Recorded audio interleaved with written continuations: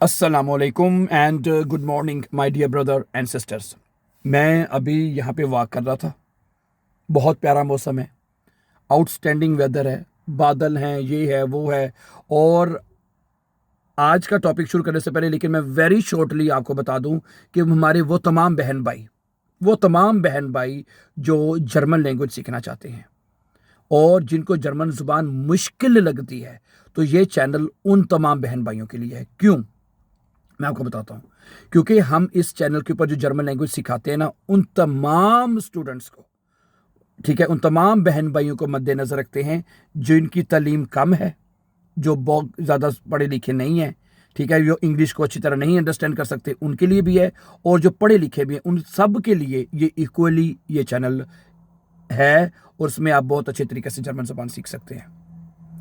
और यहाँ पे मैं आपको बता दूँ, ख़ासतौर पे हमारे इस चैनल के ऊपर मुख्तलिफ लेसन अपलोड होते रहते हैं, लेकिन जो स्पेशली जो A1 से लेके B1 तक का जो कोर्स है, उसकी हमने एक अलहदा से प्लेलिस्ट बना रखी है। प्लेलिस्ट का पता है आपको क्या होती है? प्लेलिस्ट वो होती है जिसमें आपको लेसन्स, कोई भी चीज़, जिसका भी कोई जो लेसन वो अपलोड करता है, वो एक प्लेलिस्ट बना देता है ताकि स्टूडेंट्स को, लोगों को एक तरतीब के साथ, एक सीक्वेंस के साथ जो हैं वो चीज़ें मिलते रहें, ठीक है। और जो A1 से लेके B1 का जो ग्रामर का लेसन है, कल मैंने 35वां लेसन मैंने कल अपलोड किया है, ठीक है। और उसमें 35वें लेसन पे, और इसकी जो प्लेलिस्ट है, जब आप प्लेलिस्ट में जाएंगे ना, वहाँ पे 100 डेज़ का प्रोग्राम जो हमने शुरू किया हुआ है कि 100 डेज़ में हमने 3 महीने में, यानी कि B1 का जो कोर्स है वो हमने मुकम्मल करना है इंशाल्लाह। और उसका कल मैंने 35वां लेसन अपलोड कर दिया और 35 दिन अभी हुए हैं। और 35 दिन में हमने नॉमिनेटिव मुकम्मल किया है और उसमें नॉमिनेटिव के आर्टिकल्स, एडजेक्टिव, सेंटेंस मेकिंग, हर चीज़ हमने मुकम्मल की है। और उसके बाद फिर हमने अकोजाटिव शुरू किया है।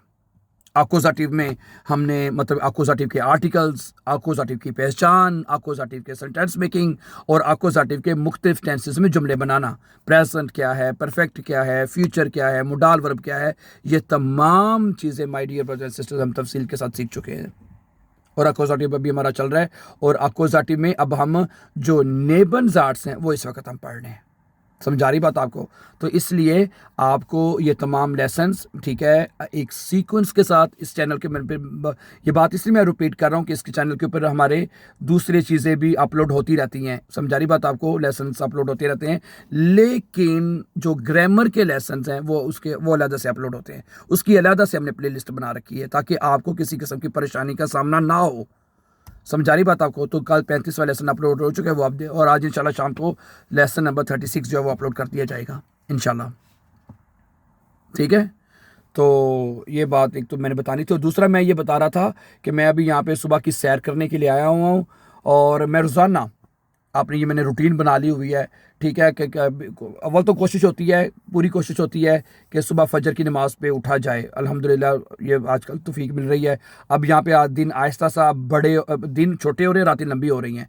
पहले फजर की नमाज का टाइम 4 बजे था, अब सुबह फजर 5 बजे चली गई है, क्योंकि अब रातें अब आहिस्ता आहिस्ता लंबी होना शुरू हो गई। तो जब आपकी रातें लंबी हों तो मतलब आपकी नींद ज़्यादा पूरी हो जाती है, फिर आप सुबह जल्दी टाइमली उठ सकते हैं फजर की नमाज। गर्मियों में थोड़ा सा मुश्किल होता है, रातें छोटी होती हैं, लेकिन फिर भी उठना चाहिए। नमाज की तो माफ़ी बहरहाल नहीं है, नमाज तो आपने बहरहाल पढ़नी है, ठीक है ना।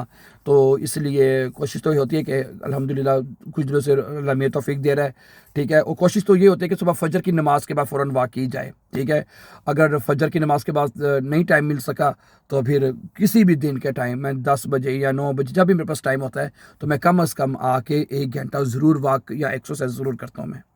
ये मैंने काफ़ी लंबे अरसे से अब ये अपनी मैंने रूटीन बना ली है और ये ज़रूरी है। ख़ास तौर पे इन कंट्रीज़ में, जर्मनी जैसी कंट्रीज़ में अगर आप रहते हैं तो ये इस तरह की एक्सरसाइजेज़ आपको ज़रूर करनी चाहिए और अपना आपको ये हेल्थी एक्टिविटीज़ आपको ज़रूर करनी चाहिए। और मैंने आपको बताया कि क्रिकेट जो है हम डेली खेलते हैं शाम के टाइम, ठीक है। अब मैं अपने बड़े बच्चे हैं मेरे अल्हम्दुलिल्लाह, ठीक है। एक तो 20 साल का है, दूसरा 17 ईयर्स ओल्ड है। बड़े को तो इतना शौक नहीं है, लेकिन हमारे यहाँ पे एक बहुत अच्छा ग्राउंड है। वो इस तरह का वो ग्राउंड डिज़ाइन हुआ है कि उसमें 2 बंदे भी बड़े आराम से खेल सकते हैं। बाउंड्रीज बनी हुई है, बॉल के वापस आ जाती है, हिट करते हैं, तो ठीक है, बहुत ज़बरदस्त जगह है। तो ये हेल्थी एक्टिविटीज़ यहाँ पे जर्मनी में ख़ासतौर पे बड़ी ज़रूरी हैं। अगर आप जॉब्स तो करते ही करते हैं, लेकिन कोशिश करें कि अपनी जारी पता टाइम निकालना भी एक यहाँ पे बड़ा चैलेंज है जर्मनी में। क्या ख्याल है? और आप कोशिश ये करें कि जब भी आपके पास टाइम हो आप सैर के लिए ज़रूर जाएं, बाहर जाके ताज़ा हवा में सांस लें, ओके, और ताकि आप अपने आप को फ़िट रख सकें। और यहाँ पे जर्मनी में फ़िट रखना बहुत ज़रूरी है, वरना आप बीमार हो जाएंगे और अपनी कुछ भी नहीं कर सकते, ठीक है। और आप चूँकि जर्मन लैंग्वेज सीख रहे हैं और ठीक है हमारे साथ, और ठीक है अगर आप नहीं भी जर्मन लैंग्वेज सीख रहे, ठीक है, उसके अलावा भी कहते हैं ना हेल्थ इज़ वेल्थ, ठीक है, हेल्थ इज़ वेल्थ। अगर यानी कि आपकी जो सेहत ही दौलत है ना, आपकी सेहत ही दौलत है। अगर आप सेहत आपकी अच्छी नहीं है तो फिर आपने आपने क्या दौलत करनी है। तो मेन जो आपकी दौलत है वो सेहत है, इसलिए अपनी सेहत का खास ख्याल रखा करें। और मेरी तरह कोशिश करें रोज़ाना निकल के आधा आधा घंटा 10 घंटा जितना भी आपके पास टाइम अवेलेबल हो है वो आप करें, सैर करें, खुली फ़ज़ा में आके अपना सांस लें। तो ये बहुत ज़रूरी चीज़ें हैं और ये भी इंशाल्लाह आपको करनी चाहिए, साथ साथ ये भी आपके साथ हम शेयर करेंगे, ठीक है। बाकी लैंग्वेज की बात कर रहे हैं तो लैंग्वेज इस चैनल के ऊपर आप बहुत अच्छी सीख रहे हैं, आपको बहुत अच्छे तरीके से समझाई जा रही है हर चीज़। आपके कमेंट भी हमारी टीम पढ़ती है और हम कोशिश करते हैं कि आपके जो कमेंट्स हैं उनको पढ़ा जाए, आपको जहाँ पे मुश्किलात आ रही हैं उनका आपको मैक्सिमम उनका जवाब दिया जाए ताकि आप अच्छी तरीके से मतलब कि जर्मन ज़बान सीख सकें, ठीक है। तो बाकी ये है कि ठीक है, जर्मन लैंग्वेज शुरू में मुझे भी बहुत मुश्किल लगती थी। जब स्टूडेंट्स में हमसे बात करते हैं ना और हमें बताते हैं, उनको भी लगता है कि और बाकी सारी बातें शुरू में जर्मन एक मुश्किल ज़ुबान है। अगर मैं पिछले दिनों में बल्कि मैं एक आर्टिकल भी पढ़ रहा था जर्मन लैंग्वेज, वो जर्मन लैंग्वेज के हवाले से, कि वो बता रहे थे कि दुनिया में कौन कौन सी मुश्किल ज़ुबानें कौन कौन सी हैं। तो जर्मन ज़ुबान उनमें से एक मुश्किल ज़ुबान है, ठीक है, ग्रामर के हिसाब से मुश्किल है, मुश्किल समझी जाती है समझ आ रही बात आपको। तो इसलिए लेकिन इसी वजह से हमने इस चैनल के ऊपर इन तमाम चीज़ों को बहुत ईजीएस्ट करके और आसान मेथड से समझाने की कोशिश कर रहे हैं डियर ब्रदर एंड सिस्टर्स, ठीक है।